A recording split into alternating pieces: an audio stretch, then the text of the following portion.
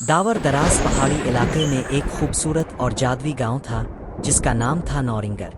इस गांव की खास बात ये थी कि यहाँ हर कोई थोड़ा बहुत जादू जानता था, मगर सबसे बड़ा और नेक दिल जादूगर सिलावदीन था। लोग इसे रोशनी, मोहब्बत और नेकी का बादशाह कहते थे। सिलावदीन रोज़ाना अपनी जादुई किताब से नया जादू सीखता और लोगों की मदद करता। एक दिन सिलावदीन को अपनी किताब में एक छुपा हुआ सफ़हा मिला। इस सफ़े पर लिखा था कि नौरिंगर की रोशनियों की असल ताकत कहीं खो गई है। इसी दौरान गांव की रोशनी धीरे धीरे मध्यम होने लगी और आसमान पर सिया बादल छा गए। उन बादलों में से खौफनाक आवाज़ें आने लगे। सिलावदीन को याद आया कि इसके पीछे इसका पुराना दुश्मन जादूगर जुल्मत है, जो अब आज़ाद हो चुका है।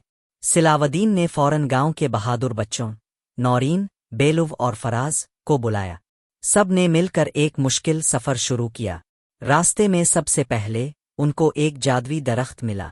ये दरख्त सिर्फ सच बोलने वालों को रास्ता देता था। बच्चों ने सच बोला और उन्हें रास्ता मिल गया।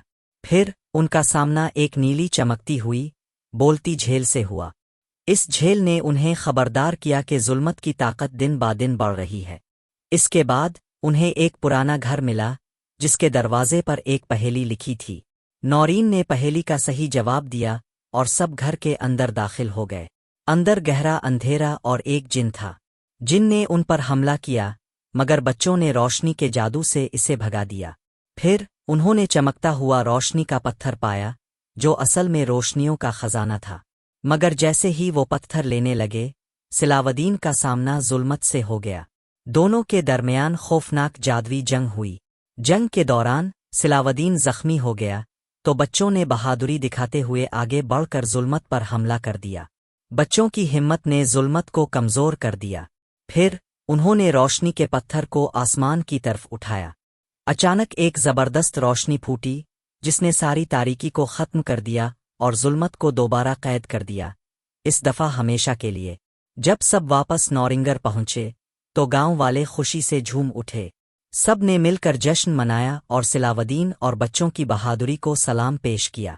सिलावदीन ने मुस्कुराते हुए कहा, सबसे बड़ा जादू सच्चाई, दोस्ती और बहादुरी है।